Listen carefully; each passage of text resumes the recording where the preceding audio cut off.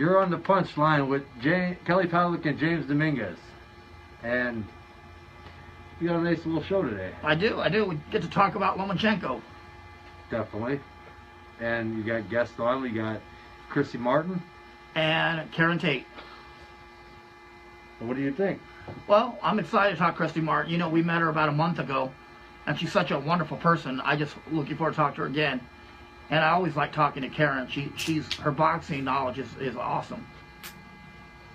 Well, I think it'll be good. So, what did you think about the fights this past weekend? That's what I was going to get into. I think Lomachenko is the real deal. And again, I got in arguments about it.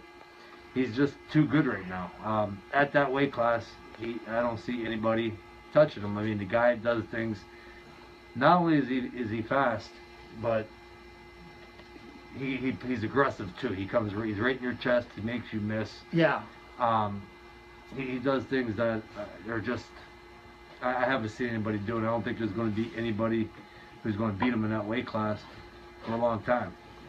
Yeah, I don't see it either. I mean, it's kind of sad that these fighters nowadays, they can't even get a break.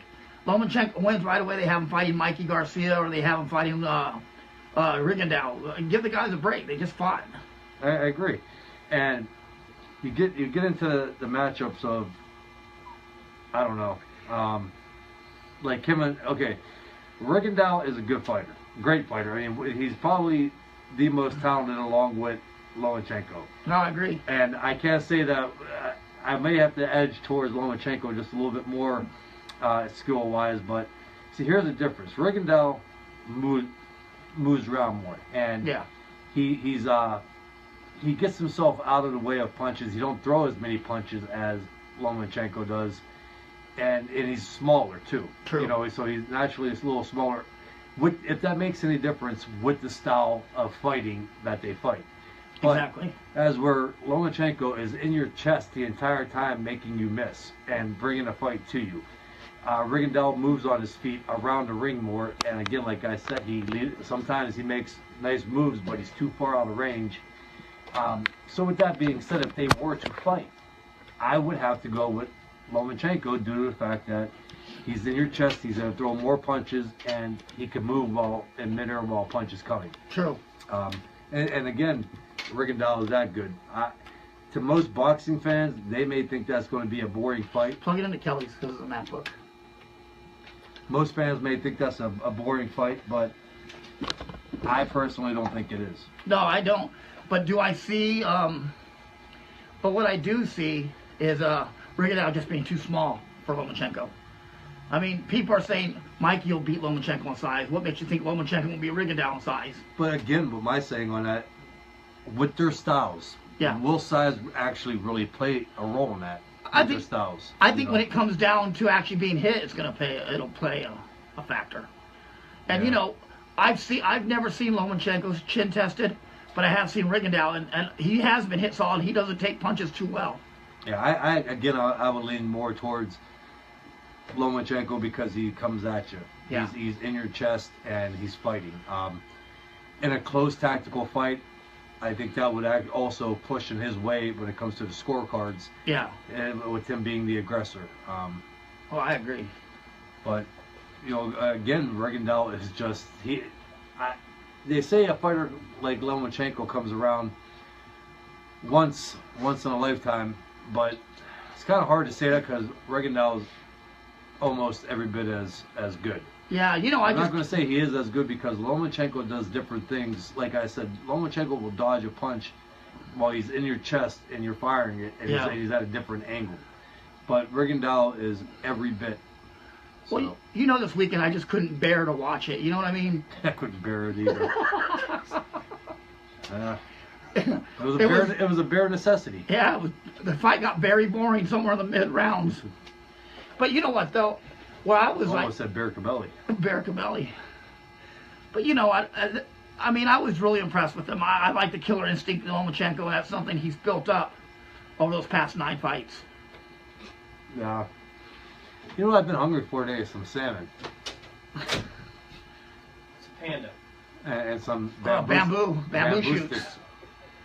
confused all it just. I had a craving Isn't for that him. isn't that a koala? What have you been hungry for? Probably fish and shit. Garbage, campers, garbage for some reason. Campers, yeah. Picnic basket. Picnic baskets, campers, garbage, Probably children. Probably tastes like Bush Light. Dude, I saw a shirt yesterday. This is crazy.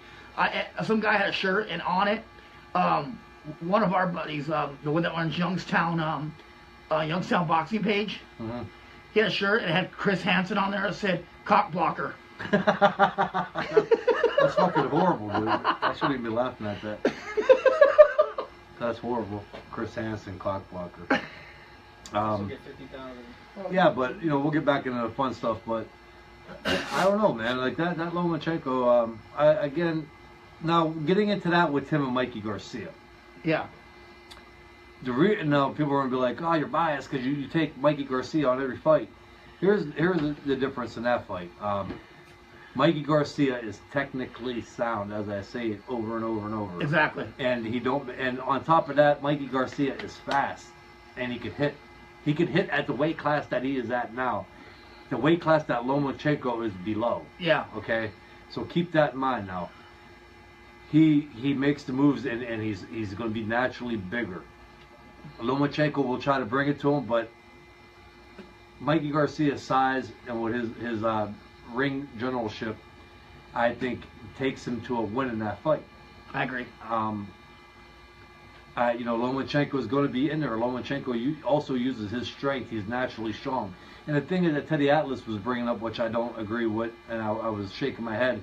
He goes, "Yeah, they call him Nitro and the Matrix." He goes, "The only thing that he don't have is his punch." And I said, "Because he plays with people. He's in there. He pitter pass. That's the third fight in a row now that he's made somebody quit in the corner and on a stool and not want to fight no more." And believe me, he's 130 pounds when we were in Washington, D.C., and he was throwing body shots when he wanted to, and you could hear him echo throughout the entire arena. I've seen him spar before. Lomachenko wants to fucking put it on somebody. He's going to do it. He hits hard. He hits like he got like a bear claw. Yeah. But the problem is, Teddy Atlas, I think he just says some of the dumbest shit he could possibly say. You know what I mean? No, I know. Some of the things he just says don't make any sense. Yeah, but sometimes Teddy Atlas does make some good points. He does. Oh, of course he does. But even a blind squirrel gets a nut every once in a while. Broken clocks right 2 times a day. But no, you know what I didn't like? I didn't like the way he talked to Tim Bradley. He talked to Tim Bradley like he was some sort of chump. You know what I mean? Yeah. Tim Bradley's a 5-time world champion. No. I would definitely listen to Tim Bradley more than I would Teddy Atlas. Teddy Atlas never had a fight. No, I don't know. I don't know. I just thought that the way he talked to Tim Bradley was disrespectful.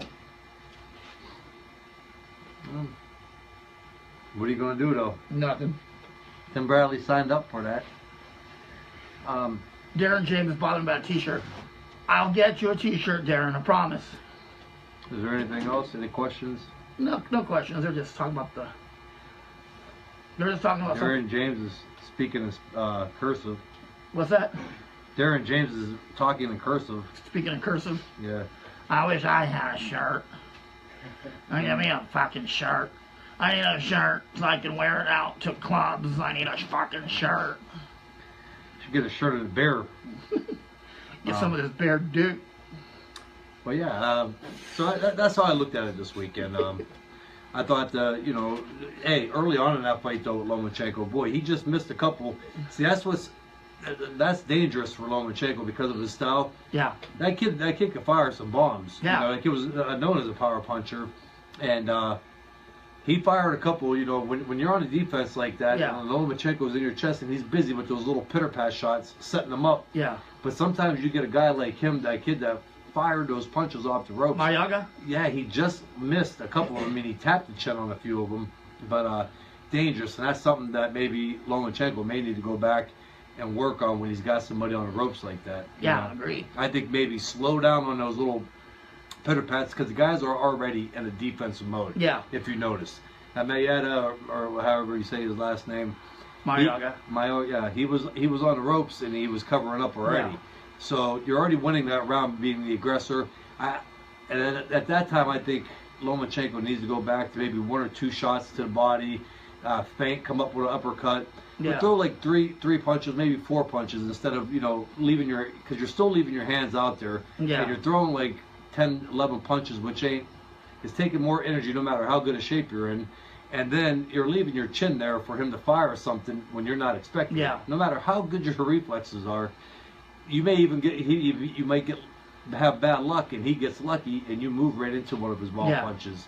I think, just a little more, what do you call that, conservative and punching when you got him on the ropes. True. One day it's going to cost him one day. He's going to get caught one day doing that. Yeah, he is. I mean, do you think he does that to a guy like Mikey? No, that's what I'm saying. Mikey will have that. Mikey's that type of fighter that can actually, that will hit him, and he will time that. He's that smart that he will be able to see. And Rigondeaux will do the same thing. Dan Ferrari, you're only going to talk, man. You can make an onion cry. Your mama tied meat around your neck when you were a kid so the dog will play with you. I'm joking, Dan. You're my homie. Thanks for cracking on me. Carlos Ponce de Leon says, Bobby is jealous of your mask. Bobby Sanchez?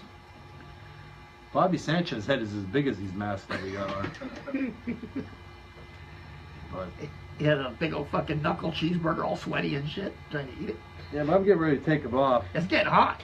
Matt, I have a sip of my coffee. But would you like to take a break real quick and maybe get to some of the interviews and whatnot? Let's take a break. And if there's any question, guys, seriously, you're here. We got you on. We're doing a Facebook Live. If you guys want to throw some questions out there, anything on the fights or maybe your opinion on what you're hearing about with the Lomachenko fight and the possibility of Rigondeaux and Lomachenko or whatever fight, or Lomachenko, Mikey Garcia, just shoot them our way and let's see what happens. All right. You guys want to hit that?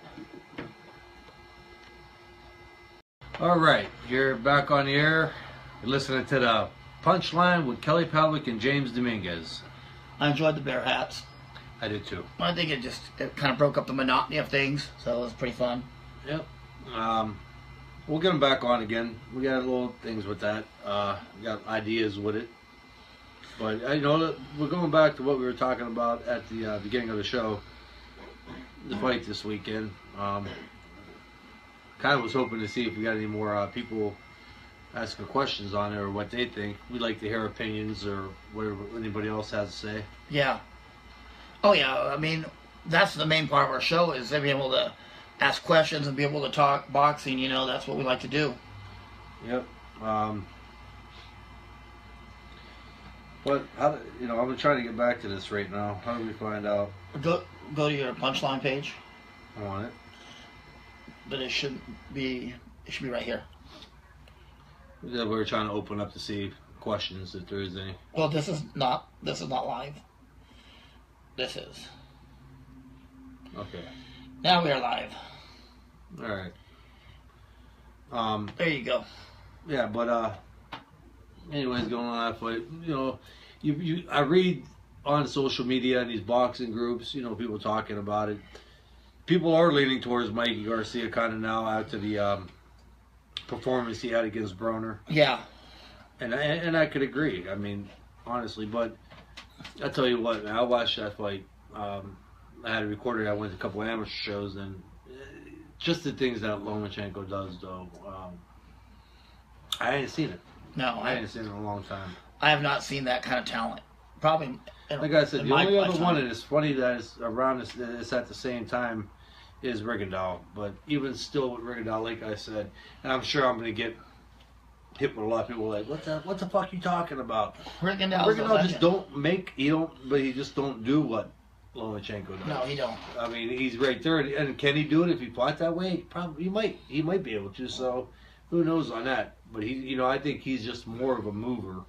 Well, I think Rigondeaux makes for a more exciting fight for the fact that he doesn't have as good chin as Lomachenko and can get knocked out. I think a lot of people, if they fought, again, going off of it, just like the Pacquiao-Mayweather fight, people will bitch like, oh, it wasn't a good fight. You got two tacticians in there that, Yeah.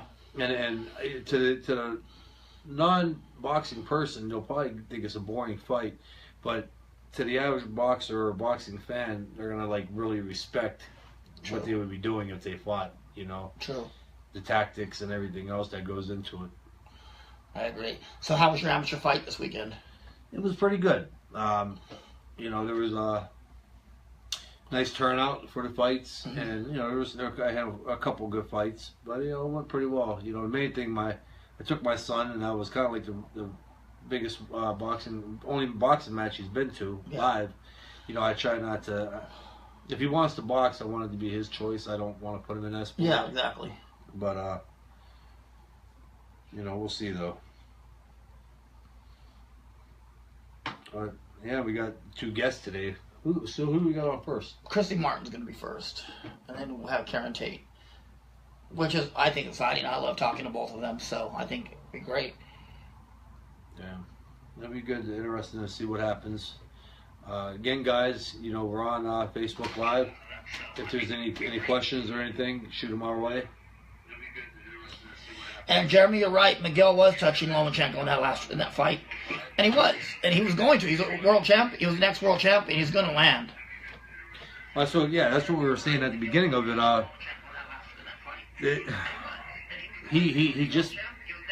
He missed him a little bit. How do you get this volume off? Your volume. Oh. Yeah, getting a little feedback on that. Yeah, he was, and that's what I was saying earlier. Lomachenko got to watch. You got to be a little more conservative these guys are gun shy when he's fighting them, and that's because Lomachenko can hit, and he's just so fast, and he's all over the place. So they cover up when they're on the ropes, but for Lomachenko, the dangerous part is he's sitting there throwing all those little punches, pitter pats. Yeah. One of these guys, when they're in a shell, they can fire a shot out of that and catch him. Exactly. And he just missed. I mean, he just missed a couple punches that could have put Lomachenko on his ass. True. You want to... We're about 2 minutes from Christy Martin. Hey, Alicia. We're about 2 minutes from Christy Martin calling in. So you want to go ahead and get the call-in ready? Yeah. All we got to do on that is hit that, and then go to your thing and wait for the call to come in. Speaker. Got it. And then we'll be good to go. Yeah. But you know what? Like, I don't know. I don't see very many people in the division giving Lomachenko a hard time. I don't see it. No, not at that weight class. Maybe at 140, at 147, you'll see a little more. Well, I think now getting up to that weight though with him, his height, I see that being. I don't really see it unless he's really going for record books and everything else. I don't see him messing at 147 because your talent, natural talent will only carry you so far. Could you imagine the size difference between a guy like Spence and Lomachenko? That's what I'm saying. Lomachenko's a bit. And not only that, now you're getting these guys that are just so talented themselves. That not as talented as Lomachenko, but they're talented and very talented, and they're that much bigger. Yeah. Well, look how big Spence was. I was still kind of shocked how big he was. Yeah, I mean that's. I know, but I mean it's kind of dangerous. I was gonna say you're not gonna tell me for 1 minute that dude was a welterweight. I mean, you couldn't convince me if I didn't know who he was. Exactly. I would have said he was a middleweight. I agree. But anyway, I think Lomachenko 135 would do good with Jorge Linares, things like that. But I also think that's who I personally feel that's who Mikey's fighting next is Linares. They said Mikey's camp said in a few days they would have word of another fight in November. I see it being hard for them to make a Lomachenko Garcia fight also. They're not going to make that one for quite a while. Because by the time, if it don't happen now, I don't see it ever happening. I mean, Mikey's getting ready. He's making plans to move up. Yeah. Okay, Lomachenko, if he moves up, they're going to give him 1 or 2 fights to get himself fit in, especially if he's going against a guy like Mikey Garcia. They're going to get him used to that weight class.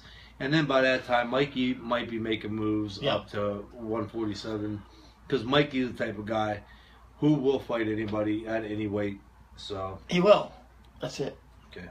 Well, let's go to the phone. Hello. Hello? It's Christy. Hey, Christy. How you doing? We got Christy Martin on the phone. We got Christy Martin on the punchline. So what's going on there, girl? Just hanging in there, trying to keep on keeping on. Hear that? How about you guys? Good. We're doing great. Getting everything going here. For some of our Viewers who don't know, Christy Martin was, how many time world champion were you, Christy? 3 times. 3-time world champion. She was one of the pioneers of women's boxing and one of my favorite fighters. She fought on the undercards of Mike Tyson, Chavez. She was a mainstay of the 90s boxing. I remember enjoying watching her fights. If you ever get a chance, go to YouTube and look her up. She's amazing. Exactly. So, Christy, Skin. we hear that you're a promoter now. How's that going for you? Skin. You know, it's a totally different world being the promoter. I think it's much easier being the fighter. It was a lot more fun to crawl in there and do your thing. As the promoter, you know, we were the ones taking the risk, the gamble at the end of the night. We may be the only ones walking away without getting paid. So it's a tough situation, but I love it. You know, I love the sport of boxing. So anyway, to stay involved, that's what I'm going to do. Yeah, I mean, from what we heard, that you did a great job in your last fight. You sold out. Absolutely. You know, Charlotte's been very supportive of the last 2 events I've done. Both sold out. But the cards have been really, really good competitive fights from top to bottom. And that's what I want to continue to do, is just bring good boxing to Charlotte and build from here. Yeah, exactly. But promoting's a hassle too, though. It really is. It's a pain in the butt, Kelly. I mean, these guys don't want to fight. You know, get that insurance and just start doing outside fights and hope Fighter. you get canceled and you get the money. That's, They just want to talk about it. They don't really want to fight. No, everybody wants to be a fighter until it's time to fight. You know what I mean? Absolutely. But I mean that wears on you. I know that wears heavily on you as a promoter. You know, thinking you have a fight made that you have to jump through your ass at the last minute to get another fight going again at the last second. You're calling everybody, you know, and cashing in on favors you don't want to call in at that time, but you have to use them up. You have to get opponents in here, like you say, you know, last minute things. People are not making weight, or they didn't do a certain blood test. Exactly. It's a hassle until the promotion is over and you're back in your hotel. Yeah, it's true. So how's it North Carolina? How's everything treating you out there? Yeah, it's good. You know, working with Form Fitness and the fighters there, Levante Early, Stevie Massey. We're just trying to go forward and just really put a lot of focus on boxing. And I'm also working with my nonprofit, Christy's Champs, to establish an after-school program for some local kids in Union County. So I'm, you know, very busy, very excited. Just got home from Las Vegas, had the guys out there sparring. So Nice. you know, a lot of stuff going on. Don't you? And you work with a lot with domestic violence victims as well, too, right? You have a lot of things going on with them. That's what we're doing with Christy's Champs. We're working with Turning Point as the domestic violence center here in the Charlotte area, and just taking some of the kids that are in the shelter with their mothers and bringing them to the boxing gym, letting them do some boxing classes, some MMA, just some conditioning, but basically trying to give them that safe family atmosphere and just let them get away from reality and the hassles that they may be dealing with for a couple hours, a few days a week. definitely. So what else? You got any more fights you got planned putting on, or I mean, how many do you try to get off a year? I'm trying to go once a quarter. So the next fight is actually going to be November 18th here in Charlotte, back at Center Stage. So you know we're working on the headliner now, but hopefully it'll be another great night of fights, and you know maybe you guys will have time to come down and hang out with me. We would love to. Yeah, that last one, you know, unfortunately with everything going on, couldn't make it. We were in Brooklyn. Yeah, but you know, So we what a great fight that was that you were involved, right? Yeah, we went to Brooklyn for the Mikey fight. What'd you think about it? I haven't got to see it yet. But What? I read about it. It was on the same night as my fight, and then I know. immediately afterwards I went to Las Vegas, so I've been kind of relaxing and having some see, downtime. I'm not the only one that's, you know, in the boxing biz and can't catch fights that much, you know? It's hard. It's hard when you're busy. You always go on, but so it was a good fight. Broner and Garcia? Oh, yeah. Yeah. I mean, it was a good fight for Mikey. I'll put it that way. Yeah, it was a good fight for Mikey, not so much Broner. I was trying to be nice, you know, with that fight and toss Broner some rounds, and I tossed him one, but in reality, I watched that fight again, and I don't even think he won that round. I gave him 2. Wow. I gave him 2. I'm going to go home. Actually, I'm on my way home now, so hopefully I can find it on demand or someplace or on the internet somewhere and watch it finally for myself. Yeah, you know what? And score it for yourself, because everybody's scores are all over. But most can agree it's no more than 2 rounds. Yeah. Wow. Unless you really want to be biased and you just don't like Mikey, or you're just that big of a Adrian Broner fan, which we ran into some, on the show and everything. And some of the other websites and pro fighters. I mean, some thought that Broner got robbed. So. Wow. Yeah, we had guys like Robert Easter, and Robert Easter said that Adrian Broner won 8 of the 12 rounds, that he was robbed. Fuck. Wow. Well, I have to say, I haven't heard no one with that take on the fight. Everybody that I've talked to all about Mikey Garcia looked like a real deal, and the future of boxing.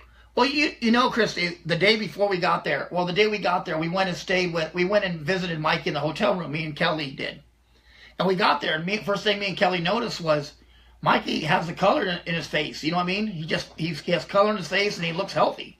We saw Broner a little earlier, and he looked like a skeleton. He looked awful, and that played a big role in what we thought too. Yeah. Broner is on the edge, so he probably had to struggle at the end to make weight, and maybe he was in shape, maybe he wasn't. Who knows? Yeah.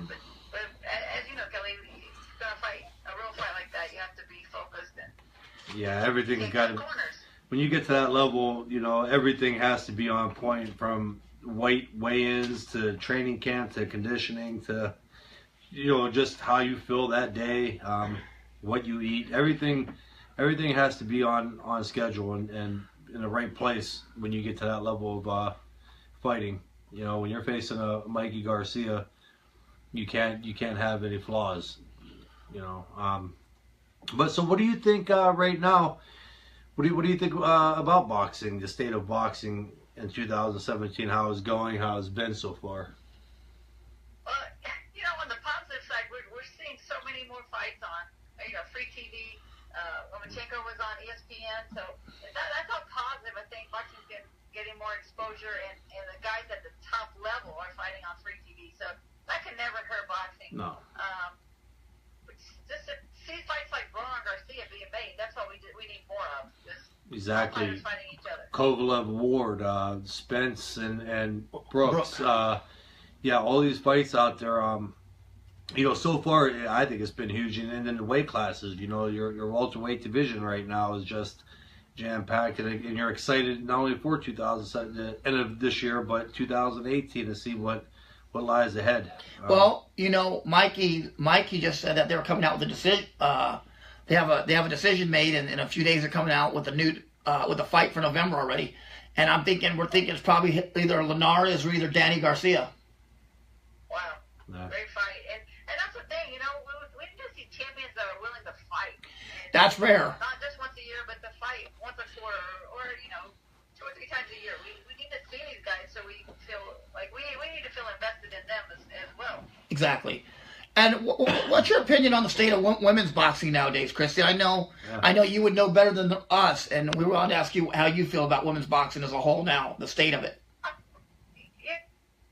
It does seem to make a little resurgence, but at the same time, it's going to be about the talent level, about the matchups, and about the excitement. I mean, Clarissa Shields is getting some good exposure. Katie Taylor is getting great exposure. Then I can't remember the girl's name, but there's going to be a female fighter make a pro debut on the Mayweather card coming up. So Oh yeah.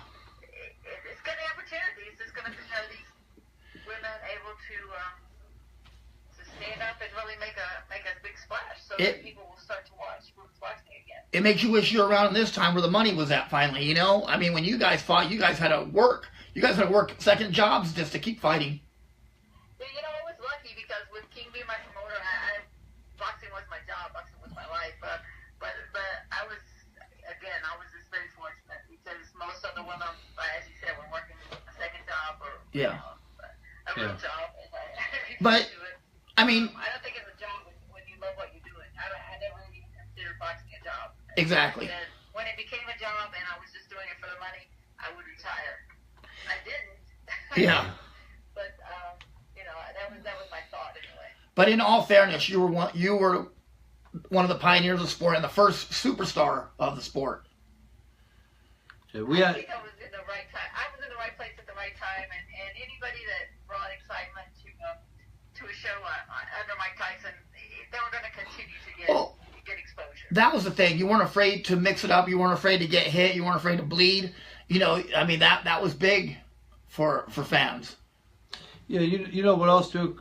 We were talking with Ann Wolf, and she was mentioning how maybe to get women's boxing big again and get it back out there, and she made a lot of good points. And I think that a lot of promoters should be pushing it more on the undercards. I mean, they're starting to a little bit, and they have in the past, but I think it should be a little more of a push. And I think it's just a trend. I think more other females see that, and younger females see it. The more they'll start heading to the gyms, and then you can start, and again with the amateur program, building up the amateur program with women boxing. I think that would be a big kickstart for it. That's the thing. I believe that with the addition of the amateurs, like in the Olympics and everything, getting that type of exposure, it can only bring more female fighters to the gyms. So as that builds, we're going to see if women's boxing can stand, or is it just going to cycle in and out? And that may be too. It may be something that just cycles around every 15 or 20 years. Well, to be fair, the Katie Taylor fight, other than the Mikey and Broner fight, was the most action-packed fight there that night. Yeah, it's true. It was one of the best fights. Yeah, Katie Taylor was one of the best fights of the night. Yeah. And even 90% of the fans there would have told you the same thing. That other than Mikey, the Katie Taylor fight was probably the best one. I think she's probably the best female fighter out there right now. I agree. And you know what? Me and Kelly get a lot of trouble for saying that because we're told we're racist or whatever comes in at that time. You're racist? Yeah, for liking Katie Taylor and not Clarissa Shields. Well, It's not that I don't like her. It's just a word that's tossed around anymore. Wants to make a statement, and Clarissa Shields even said that she just, she goes out there and she tries to, basically she's trying to look good. She's trying to make sure she's throwing all her punches right. In my opinion, if you want people to notice you, you have to go out there and make a statement. And Yes. by making a statement, you have to do something special, and that's knock people out. That's what people want to see. That's fight fans tune in to see people get knocked out, not to watch the. Is there any questions on it for They Christy? don't understand the sweet science. And we're not by any means we're not talking about her skills because she is skilled. She's a two-time Olympic gold medalist. But at a certain point, you need to be able to interact with your fans and other fighters. You need to kind of have that persona where you can be liked. You know what I mean? I mean that goes a long way in boxing. And Absolutely. and the times that I've talked to Clarissa, she's been very combative almost every time. There was a Facebook post where she was in Flint, and one of my friends posted on her. She was fighting. I wrote on there. I said I prefer Katie Taylor, and she wrote under mine. She wrote under me. And she goes, "Well, I prefer my 2 gold medals and my championship belt." I was like, "Okay, well, yeah, but that's not what we were talking about. We were talking about Katie Taylor's gold medal." Yeah. So I mean, being combative. She's young. It's hard when you're young to take criticism, and it's hard to maybe understand your value or lack thereof. It's true. You've learned so far. So some of that, and I agree with you. I think she needs to be a little more media savvy, a little more people and fan friendly. Yeah. But we'll chalk it up to inexperience. Inexperience, exactly. And I'm sure it takes time to deal with the media. I've never been in a position like that, so I really can't say. You and Kelly have more experience when it comes to the media than I do. So. Yeah, I mean, I agree with what you guys are saying. I don't personally follow her too much, but from what I hear from people, I mean, it's not helping women's boxing or the fans, but who knows? Could be a bad day. It could be. Could be a series of bad questions. I don't know. So. It could be. Yeah. Again, I've sat with her, and I did a media roundtable at the WBC convention this year with her, and afterwards, spoke to some other people that maybe somebody should talk to her and explain to her that talk about racist. I don't think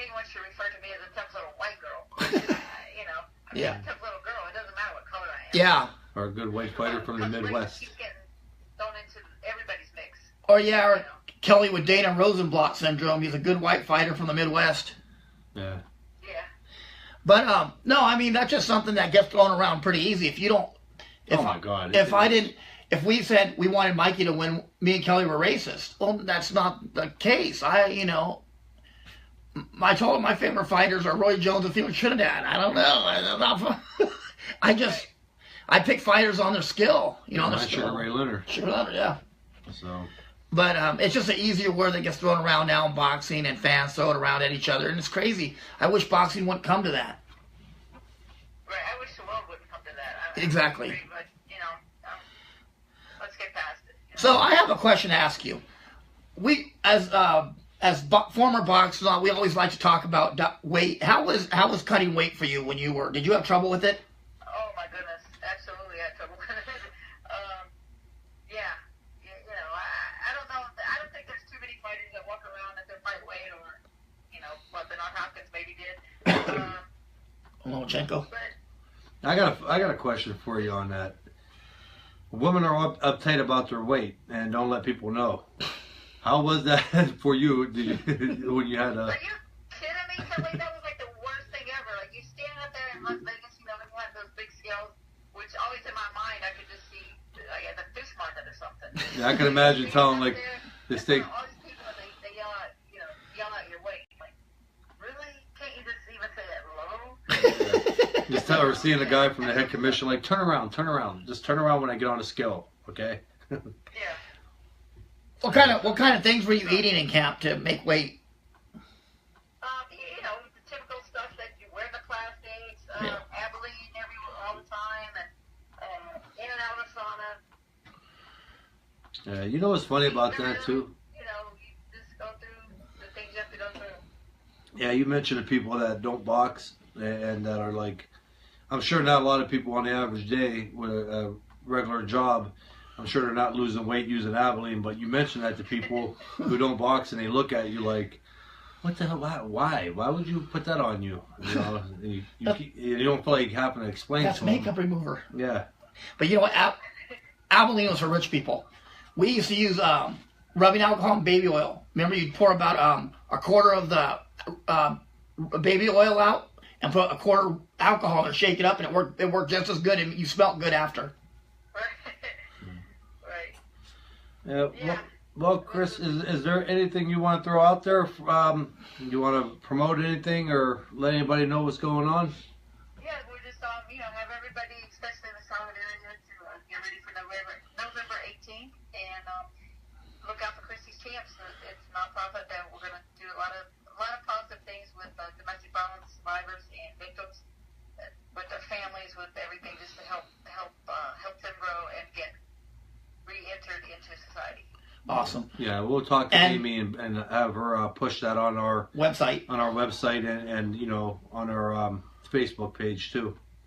Awesome. I would love for you guys to come down on November 18th if nothing else comes up. Yeah, I would love to come down. Also, I wanted to tell you before you got off here. I read an article that was written about you and your experience with domestic violence, and I want to tell you that you are an inspiration. I got in my feelings reading that, that article about you, and I wanted to tell you how proud I am to know you and how awesome that was and how strong you are as a person. Well, thank you very much, and I say to everyone that will listen that God left me here for a reason. There's some days I don't know what the reason is, but in general, I think it's to help other people to not go through what I had to go through. So hopefully, through Christy's Champs and through boxing, I can make a difference in other people's lives. And you are now. So, and I appreciate everything, and I appreciate you coming on the show. Thank you, guys. Well, have a great day. You too. All right, and we'll be in touch with you. Thank you very much. All right. Bye-bye. Bye. Well, all right. Well, that was Christy, and good to hear from her. What a superstar she was, and for some of the, if you ever get a chance, I want you to Google that story about Christy and her experience with domestic violence and abuse, and this went on for years, and until it finally came to a head. But she is such a wonderful ambassador to the sport, and Yeah, no, we'll get that. We'll Not talk to to mention, Amy. not to mention, she didn't age for shit. She still looked good, didn't she? Yeah, very, very pretty lady, and you know, and she could fight. You know, they were talking. She was telling us she was a teacher, and the kids were 15 years, you know, 16. around 15, 16-year-old kids. And I was saying, boy, if one of them, you know, put their hands on her, disrespected her, they get a whooping. I mean, she could, Christy could hit. You know, I'm not saying that because she was on the show. I mean, if anybody goes back and YouTubes her fights, She could hit hard. I remember watching her all the time. I was, you know, younger. Yeah. I was before I was even pro, and watching her fights. I did too. I remember I'd turn on Chavez fight, and then she'd be on the undercard, or Tyson, Yeah. and I remember watching her go, damn. She always wore like a blue or pink trunks. Yeah. Yep. But, all right, well, we're going to take another break, and we will be back on the Punchline with Kelly Pavlik and James Dominguez. Hey, not much. How you guys doing? Oh, we're doing all right. We are on the Punchline with Caryn Tate, acclaimed novelist and boxing writer. Hi guys, how's it going? Going great. How are you? I'm great. And Caryn's going to be doing a bi-weekly segment for us every couple weeks, and she's going to tell us what she thinks about her state of boxing. You know, she has a lot from another point of view we like to get besides ours, and she's going to have another point of view of boxing for all of our viewers, and you guys might want to listen because she knows what she's talking about.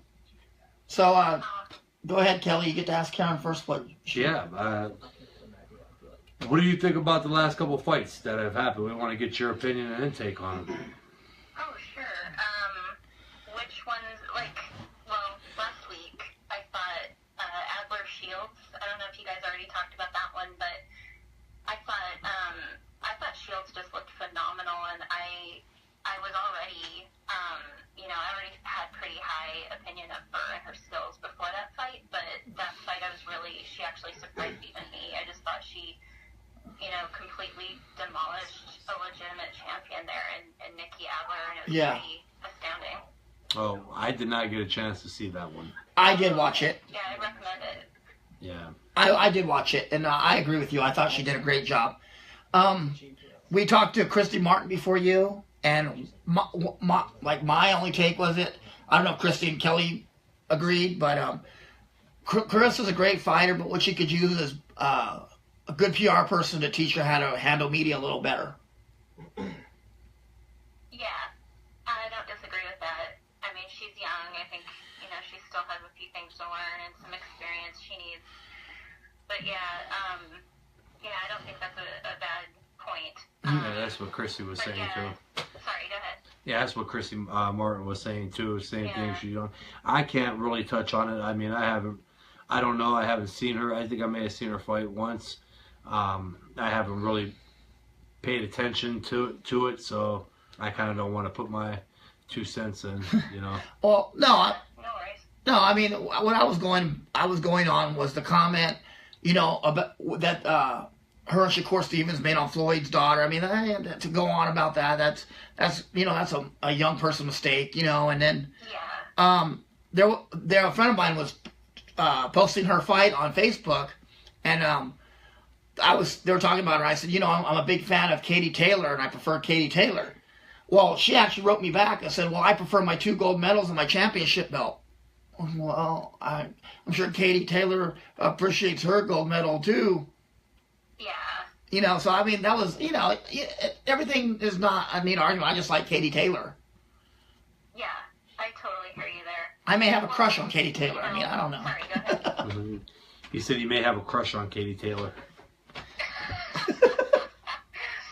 Well, I won't speak on that, but she's pretty phenomenal.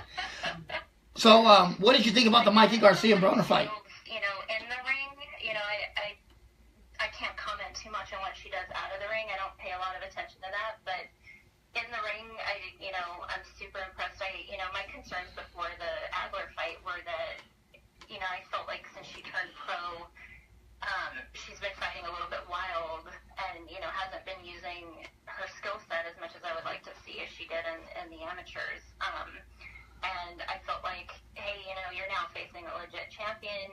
Adler might be able to make her pay for that if she does that again. And so I was really pleased that, she kept a cool head, and she did not fight well, and she used her technique and skill that we all know that she has, and she really used it to good effect. And I mean, it was like Adler couldn't let her hands go. It was crazy. I was really impressed. I thought a lot of people I saw after the fight, kind of tried to sort of discredit the win by saying, well, Adler wasn't that good, or that there aren't that many great fighters at that weight in women's boxing. And I felt like I don't think that's fair to Adler or Shields to say that, because I feel like you can make that argument in a lot of divisions in women's boxing because there's so little support and pay for it. So there are a lot of fighters out there who have a lot of room to grow. But I felt like Adler was a legitimate champion. She has real skill. She's a good fighter. So I felt like, and in Clarissa's fourth fight to come up there and win 2 world titles in her fourth fight was just really impressive. But isn't that the way that boxing's going nowadays anyway? Every time somebody wins, somebody gets discredited. I mean, look at Mikey and Adrian. The fight wasn't 3 minutes old. People were talking about how Mikey wouldn't beat Crawford. I mean, the guy hadn't just got out of the locker, got back in the locker room yet. Totally.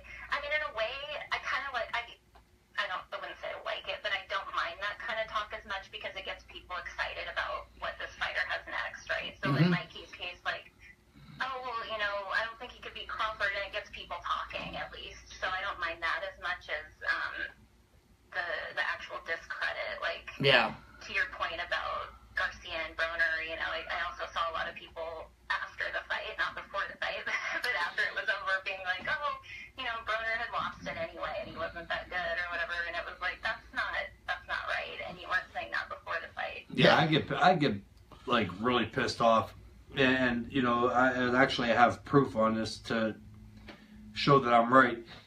I gave my opinions, and I did a couple of interviews and whatnot, and this was on Friday before the fight. And it was kind of funny, people were coming on there who probably never boxed or may have had a couple amateur fights, and they're telling me that I'm stupid, and there was a lot of good comments, and then there was comments like, oh, this, oh, that. Kelly was boozed again. Yeah, or something like that. And, it is sickening. I mean, I wish I could just see these people. They're probably the same ones coming up, shaking my hand, and asking for an autograph. Probably, I was going to say they would never say that to your face. Yeah. And then the funniest shit is, after the Mikey Garcia fight was over, there was people on there that were commenting back towards them saying, with question marks like, oh, who was wrong now, and who don't know what he's talking about, and it's like, and one guy said, boy, if you ask me, it looks like Kelly was almost seen into the future and called that fight. So yeah, it's funny. I mean, and no matter what, like you said, I mean, it happens, and James said it's boxing, and it's the fans, and it's asinine, and then you find yourself arguing with these people, and you don't know who, they probably never had a boxing match in their life, and you're just like really arguing with them, and it gets frustrating, and sometimes it takes a smack in the face, to go, all right, man, I'm just gonna put this one to the side, Yeah, totally. Yeah, a lot of these people can be, I like the word troll because that's exactly how they come off, they'll just keep at you, and yeah, I feel like I largely just ignore people like that because it's like, you're not worth my time or energy, really. It's true. Yep. But as that being said, did you happen to catch the fight Saturday night? I did. Yeah. What did you guys think of that? I think Lomachenko is a once in a generation type fighter, skill wise. I don't think you're going to see a guy like that every few years on the scene. You know what I mean? Yeah. I agree. He thought he did phenomenal in the fight. A couple of mistakes that I touched on earlier, in the show, as far as when he got people on the ropes. I thought he almost got caught clean a couple times, but he didn't, and he hasn't in his other fights. I just think if there's any one flaw that I could actually toss his way, and it's a very fixable flaw, I think that would be it. But other than that, like James said, I mean, the only other one out there right now, I think, is Rigondeaux. And he's very comparable to Lomachenko's skill level. But I just think, Rigo moves too much. You know, he's out of the way a lot more than what Lomachenko is. Lomachenko brings the fight to you with that defense and power. And I think, you know, if they were to fight, you know, maybe he has a size advantage too. Again, I said also, with their styles, I don't know if size makes a difference that much in that fight, but he has that advantage also going into it. So. Yeah. I'm with you there. I mean, I like the Lomachenko-Rigondeaux fight quite a bit, mostly because I just feel like, you know, here are two phenomenally talented fighters, both have, you know, 2 gold medals, and they're near the same weight. I feel like that needs to be made. But yeah, I have a little concern about the size difference at this point too. I wish it had been made, you know, a few years ago when they were closer in weight. But I bring up that matchup too. I bring up that matchup with him because I think that fight's more realistic than right now than Lomachenko Garcia, which a lot of people are talking about. Yeah, because of the politics, you mean? Well, that and then Mikey's size, and then, you know, I personally feel that if Lomachenko moves up to fight at that weight class that Mikey's at, they're going to have to give him 1 or 2 more fights to get used to that weight. What I'm thinking, and then I think by that time Mikey's going to be moving up, you know, for bigger fights himself. So They're already talking about Mikey and Danny Garcia for November. yeah. So Yeah. I think the more time that goes in between making that fight happen, the less chance that there's going to be.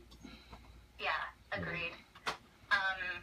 Yeah, and you know, as far as Lomachenko, I'll just say up front that when I discuss fighters' abilities and skill, I'm really not looking to criticize. I'm just trying to be as objective as I can, and I like to kind of look at them and as if they were my fighter, like as if I were their trainer, and kind of look for ways that my fighter could get beaten rather than, you know, what they do well. And with Lomachenko, I feel like the jury's still out on him for me. I think he's a really talented fighter. That's really clear. He's got a ton of skill. He's super fast.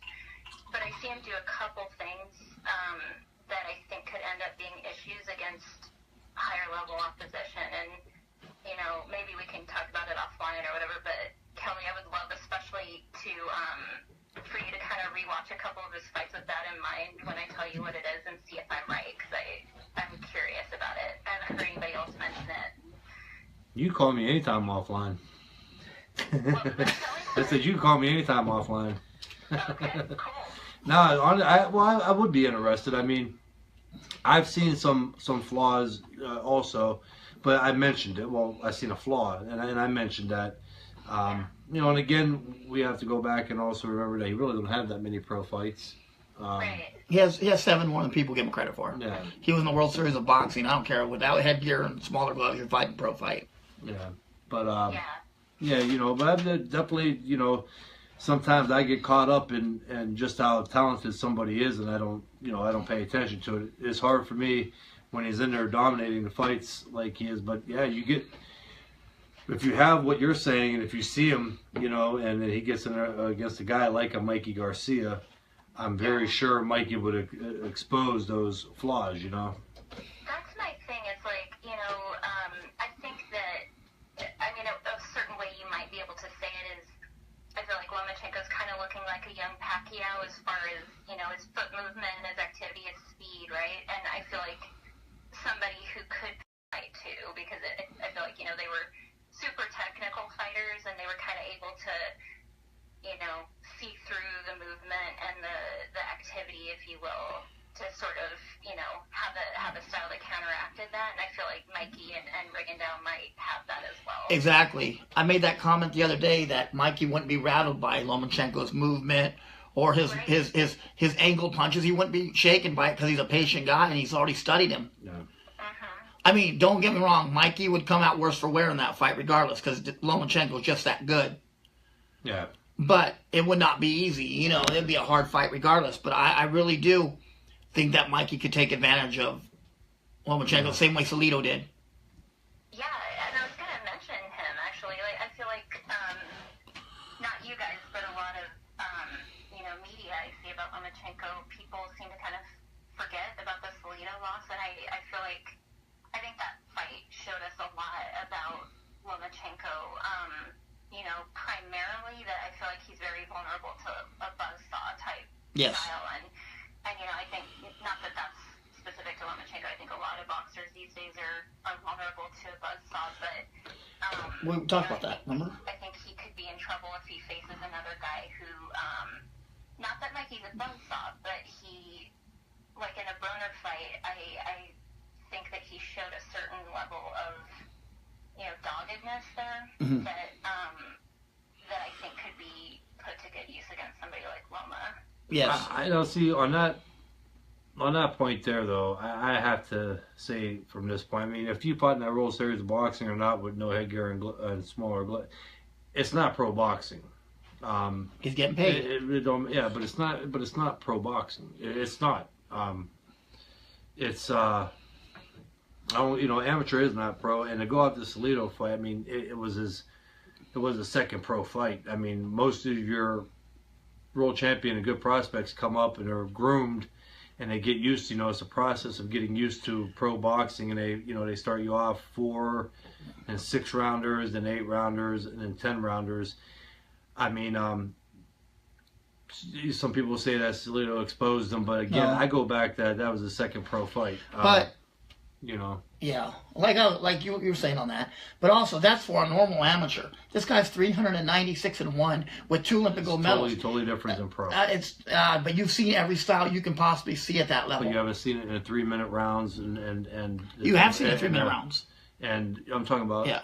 I mean, if you want to live a pro career through the amateurs, then yeah. But I'm saying, amateur is amateur boxing, and that's why they. What I'm saying, 3, 4, 6 rounders, 8 rounders, 10 rounders. What I'm saying, there's hardly anything that he hasn't seen that in his first 10 fights that they wouldn't feed a normal fighter in his first 10 fights. But I'm talking about in a second pro fight. That was on his management. His management would screw the pooch giving him Salido anyway. Yeah, that's when he fought. That's when he fought. You're fighting a 50 fight world champion at that point.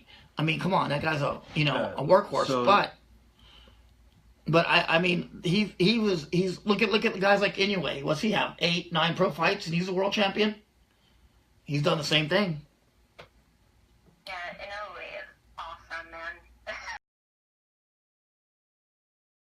First fight card, I think it's on September 9th. I'm super excited for that card. I think Inoue is the best fighter that Americans haven't heard of yet. Oh, I totally agree. Did you watch? Is he playing the kid from Cleveland? Yeah. A few years ago, where he was just on the brink of coming over here, and then people were like, "Whoa, this guy's awesome." Yeah. Did you a lot of people said that he'd beat Chocolatito Gonzalez right now, and he definitely beat Carlos Cuadras. You said a lot of people are saying that? Yeah, I've heard a lot of respected trainers say that he'd beat Chocolatito Gonzalez. Yeah, I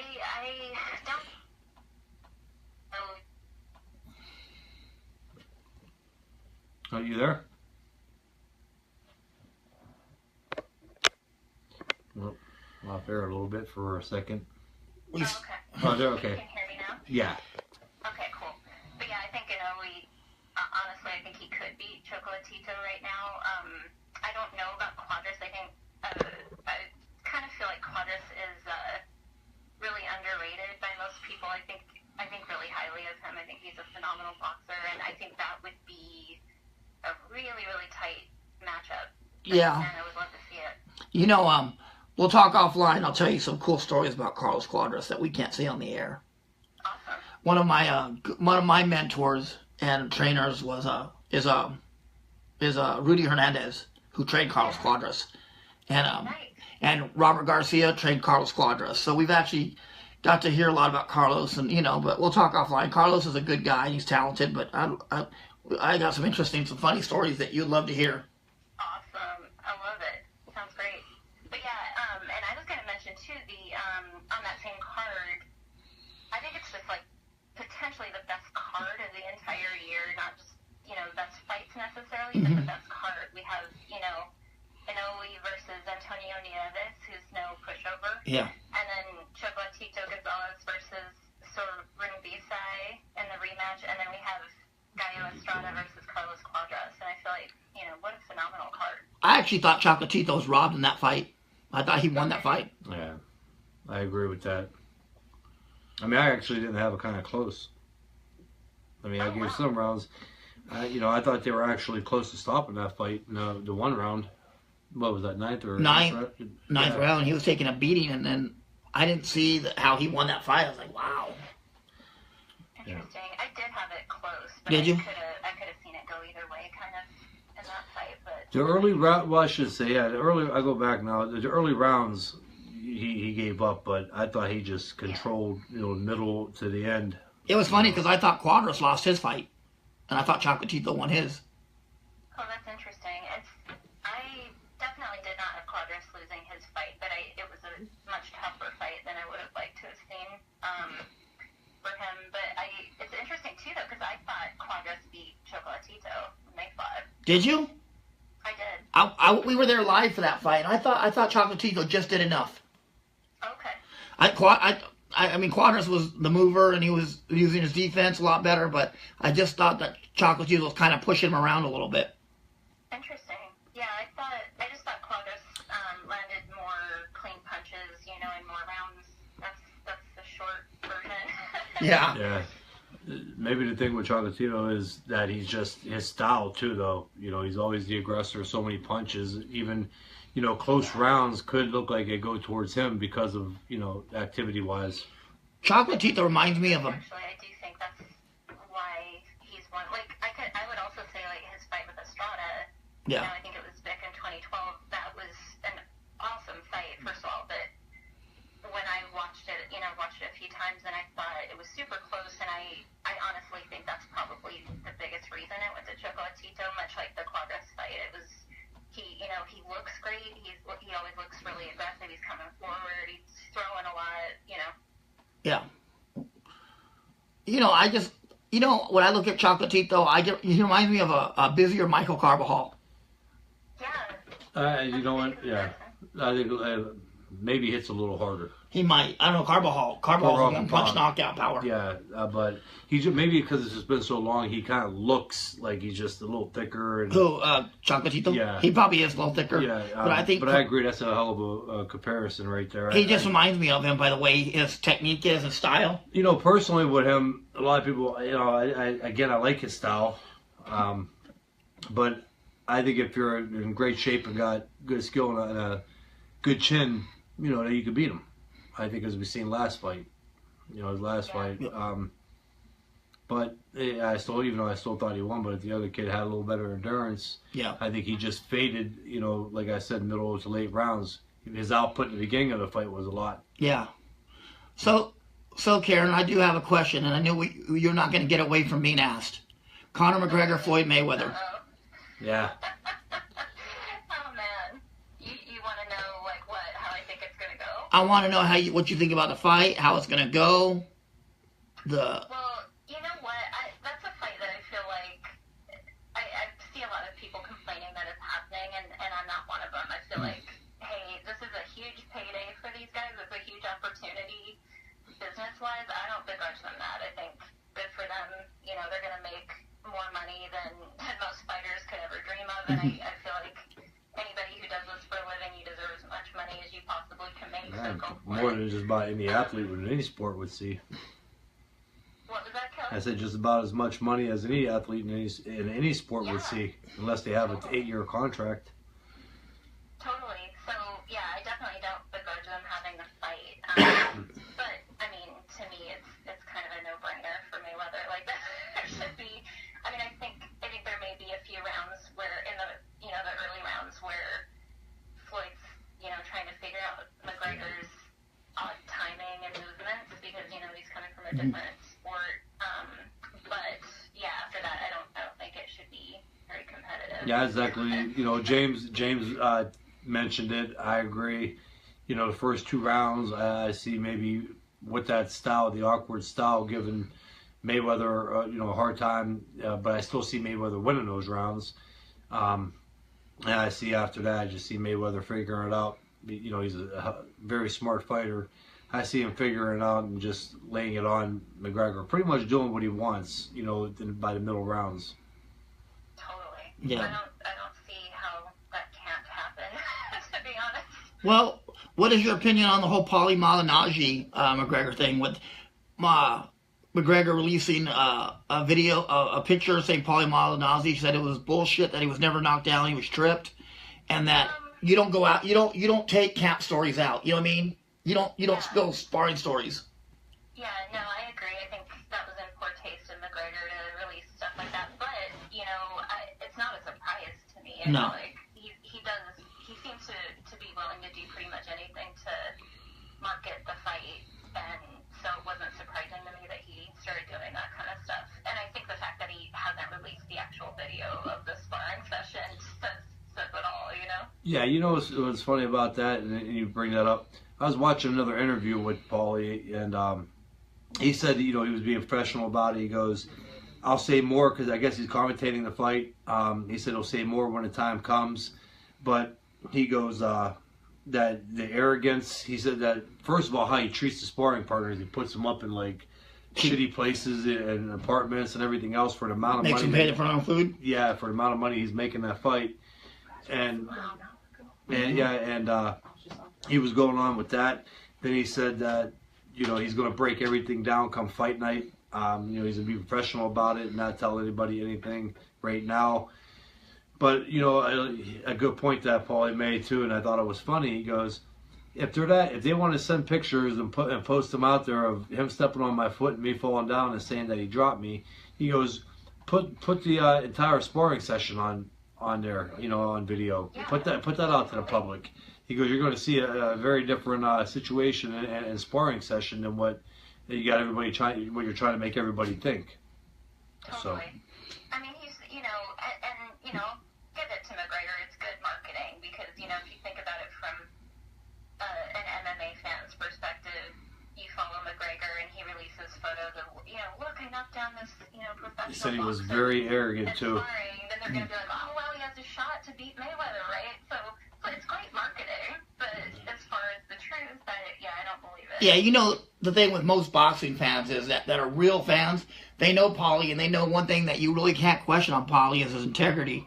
Paulie's honest almost to a fault. You know what I mean?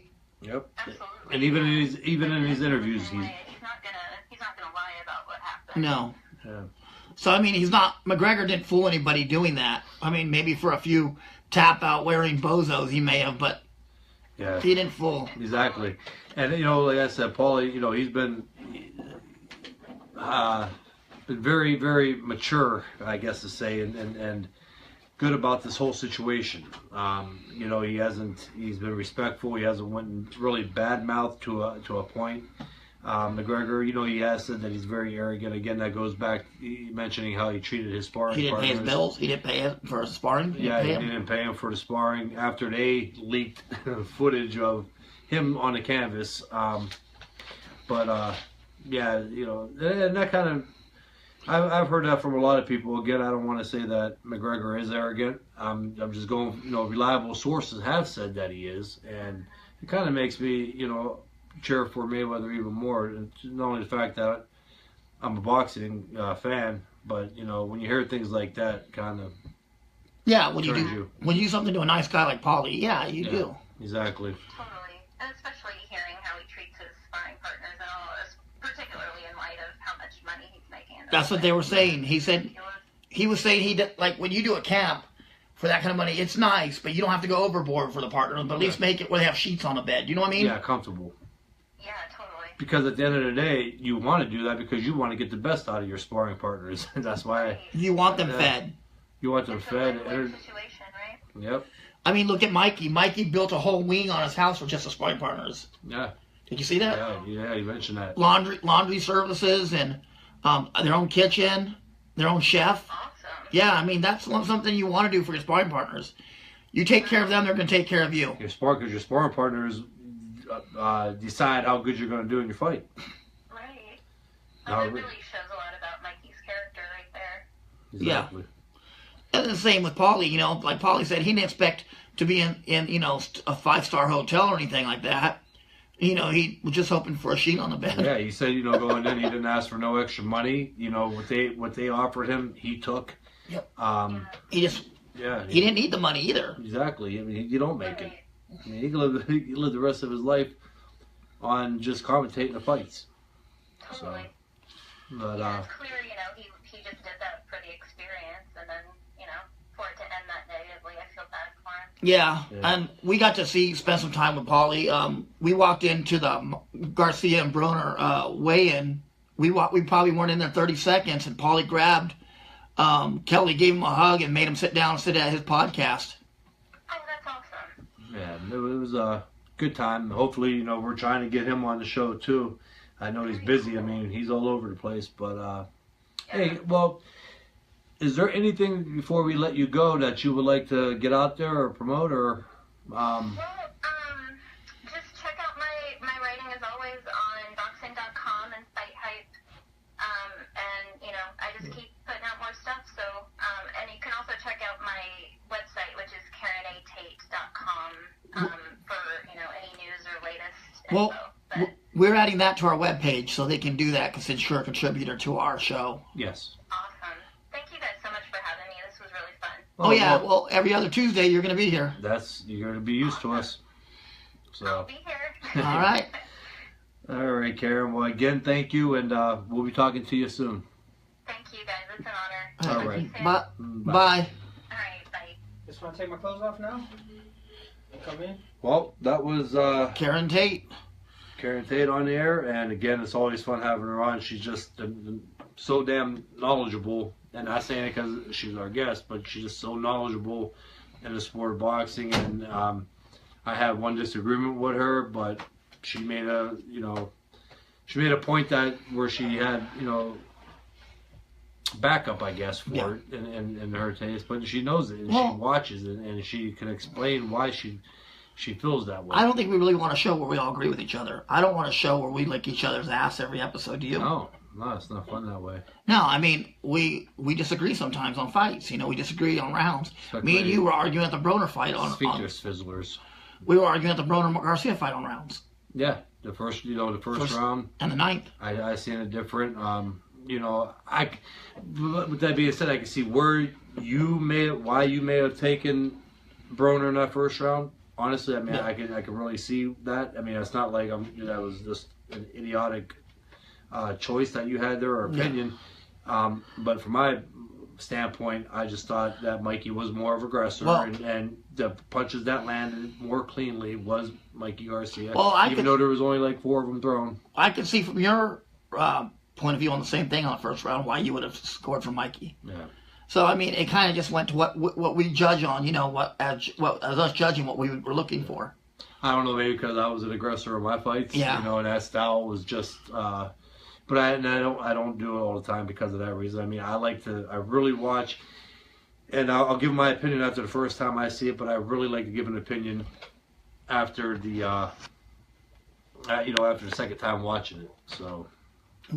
That's where I'm at on that. That's my phone. But anyways, we'll fix this. We're gonna take a break, and then we may be back on for some finishing parts of the show. Close up on the show today. Yep. And again, thank our guests, Caryn and Christy. Awesome having them on, and boxing-minded people who actually pay attention to the sport for what it is. Well, let's just go ahead and give our last 5 minutes of closing. Can do that? Well, we can. Oh, the food will be here. Is there any questions that we're going to get into? Let me just go to mine and see if there's any questions in there. Yeah, you can go there and look it up. We couldn't see him because we had his phone up for the call. The calls, which again we're going to be having this all fixed here. Hopefully by next week. Well, we got the speaker at home. Do you remember? Yeah. And we got a producer that can fix that speaker for us. How do I go back to this is the live. Let's see where we're at. There it is right there, isn't it? Well, no. Just go to comments. Yeah. All right. Well, great show. Here we go. That's because what you think about Ray Barlow. Ray Barlow. He was a CR. Remember CR? Mm-hmm. I think I don't know. I saw him fight at that card in Atlanta. I think he has a lot of potential. I mean, he's hard to really gauge on somebody on a second pro fight, but you know. As I was saying with Lomachenko, obviously Lomachenko had a longer amateur career and I mean, an unbelievable amateur career, but it's still a second pro fight. I think, you can only be able to tell more and more as he fights, as he progresses through the ranks. And, I think right now is a good time to get him a couple different styles of fighters and let him just see, everything slows down in the pros and other fighters do things. You'll get some experienced journeymen who have been in there with everybody. I think the kid has a lot of talent, though. And he's a very humble. Very humble, very nice. And he's a really respectful kid. Joe Getsy, I mentioned Mikey Garcia, Danny Garcia. Who wins that? Mikey, pretty easy. Yeah. I think Danny's not really what you call a boxer. Danny's a guy that likes to throw a lot of haymakers, and he will fight you. But as it comes to skills, it's a big difference in skill level between them both. I agree. I think it's going to be exciting because Danny comes to fight. Yeah. But yeah, that right there, I think is definitely Mikey Garcia, as we've been mentioning. I think what Getsy's thinking asking that question. I mean, he supposedly listens to the show. He's going to say, "Who do you think wins, Danny Garcia?" I think Linares would have gave Mikey a harder time than Danny Garcia. I think Linares is a better boxer. You know what I mean? So I think that would have gave him a. I look at Danny Garcia again, and I'm not going to use the term because I get in trouble every time gatekeeper. I say it. Yeah, but that's what I think Danny Garcia is. He's exciting. He's a hell of a test for kids that are on the brink of fighting for a world title to really gauge where they're at. Yeah. I think that's the type of fighter that Danny Garcia is. You know who Danny Garcia reminds me of? Vinny Pazienza, not attitude-wise, but maybe as an overachiever. He's an overachiever. He's a guy that's gotten a lot farther than you would expect he could, that he should have been. You know what I mean?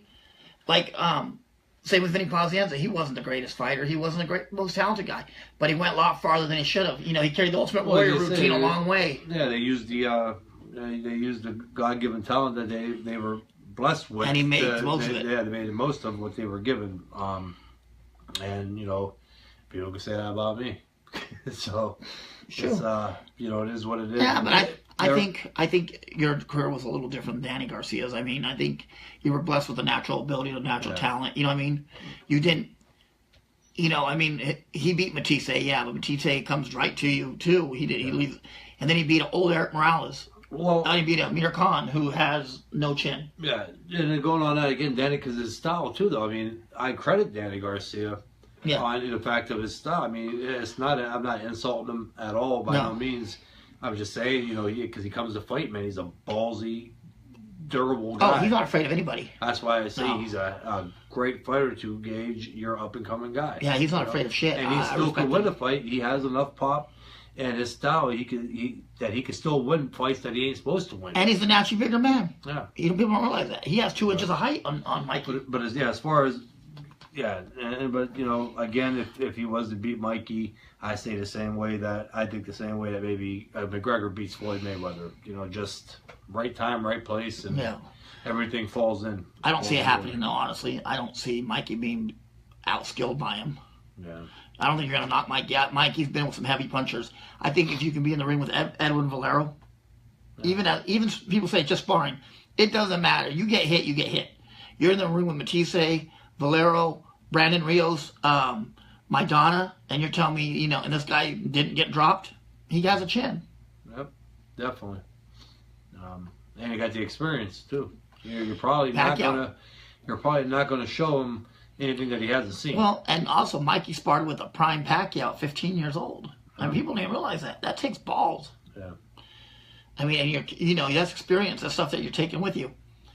But we are going to finish this up now. Again, I thought it was a great show. I want to thank our guests again for coming on and giving their insight on things in the boxing game right now. I did want to bring up one thing, though, before we left. Yeah. I did enjoy the roast session on that poor guy the other night. He got on there. I'm not gonna throw his name out there. I wouldn't do that. I would. You think I should? He started his shit, man. Yeah, okay, we can. But asshole, it really is. The dude what happened was we were on Facebook and talking about Mikey and Broner. Already he started bad mouthing Mikey again. It was a racial thing at first, race thing. You could tell, and then he started with he tried to tell me that he was a member of Kronk boxing team. Yeah. And I was like, You posted a picture of Manny Stewart at a gas station. That doesn't look like Kronk Jim to me. So, boxing's a small world. Everybody knows each other. So I contact one of Kronk's fighters, Ruben Williams. Former perennial contender, right? Yeah. Great fighter. And he said, I don't know him. The dude's lying. So anyway, busted him out on that. Then he said that he owned his own title boxing in Greenwich of Seattle. Yeah. Looked up the company director. He don't own that one either. So we called him out on that. Then he said he wants to fight Kelly. He's never had a boxing match, never a pro fight or an amateur fight. He just sparred, but he's going to beat Kelly up. He's going to make a name off Kelly, he said. That he has his pro license. And so Kelly says, well, go on BoxRec and check. Go on BoxRec. He's not on BoxRec. And then he's on a BoxRec, so you don't have a pro license either. We're like, dude, you've already told 5 lies in an hour. Yeah, his government name. His government name was... he had to, we had to go to his government name. Yeah, this dude was like fucking gone. I mean, he was gone. And Ray Jacobs. Yeah, Ray Jacobs. And you think like, I mean, what the fuck are you thinking? I mean... First of all, anybody that boxes, they're like professional, knows BoxRec. So like, if you go to somebody who's like, yeah, Matt was a pro fighter, first thing I'm going to do is go to BoxRec, which pulls up from 1895 or 1900. And if you didn't even have a pro fight, but you got a boxing license, it shows up on BoxRec. Yeah. It'll say 00, where you're from, birthplace. Mine's on there. If you look, that never had a pro fight, it's on there. Yeah, birth date. And so you're going to throw that lie out there. That was funny. And just talking shit. That was funny though. I mean, when he got caught, and then he kept saying, "Then he do only God can judge me." He used that whole Tupac shit. Yeah. The whole Tupac. Only God. Yeah. I said, dude, you're a trainer at Title. Yeah, what's that one I seen? We'll go to court and see what happens. Go to court and see what happens. Yeah. But I told him, you're not a trainer at Title. You make $20 a class, dude. And then Jason Bailey got on there and hammered him pretty good. And, oh no, we got Daniel Rodriguez. Why are you going to roast me? It's not you, Daniel. You know Daniel, don't you? Yeah. Daniel's a fool. Yeah, he is. Daniel got hit by a bus. Hey, Daniel Rodriguez, a pro fighter, he was training for a fight and he got ran over by a senior citizen bus. Did you ever get hit by a parked car and a parked bike? On a stationary bike? He did. He got hit by a senior citizen bus. They broke his leg. Joe Fix said, Big Bad Connor picks a washed up, out of shape, feather fisted 140-pounder for sparring.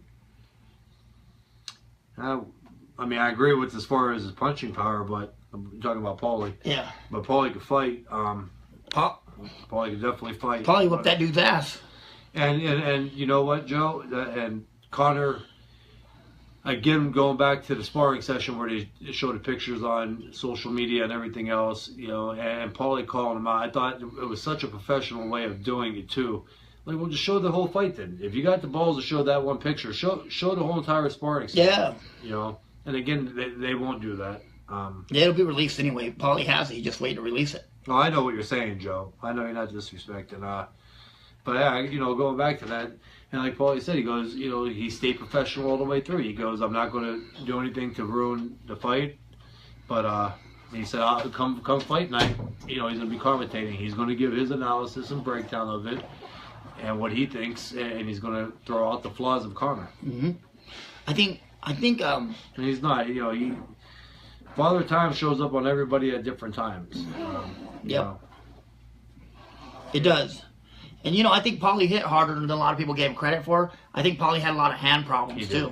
Paulie had fucking terrible hands. People don't understand that either. When your hands are brittle, man, after being beat up so bad, either sometimes you can suck it up, and sometimes, depending where they hurt at, you can't suck it up. You just got to go in there and do with what you got left. And what people don't realize is Paulie was a master boxer. He was a great fucking boxer. He whooped Juan Diaz's ass. He did. It was good. I mean, you don't fight as long as he did either in the big fights. No, you don't. This ain't kissing Paulie's butt. It's true. You don't win 2 world titles by being average. And you ain't gonna find me on here. Joe's making some good points. Yep.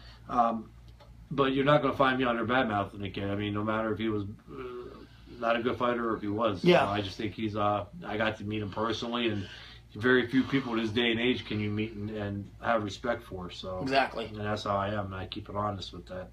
He's a very, very nice guy. So. But yeah, I think today was a great show. I mean, a good guest, and we are going to work on getting everything else fixed. Our phone camera, I mean, it's showing our lips. And our sound machine. Yeah, we got 2 guys sitting right on the other side of it that ain't touching it, and they're actually laughing. They have yet to fix it. We'll see how long it takes for them to fix I it. thought the show was over. Oh, we're saying goodbye, but we would like to have the camera adjusted. To It's a long ass goodbye. Oh, there you I'll go. be There the you first go. All right, I'll we be got the it first fixed. All you one. gotta do is Put the heads back on. slide it. Okay, yeah.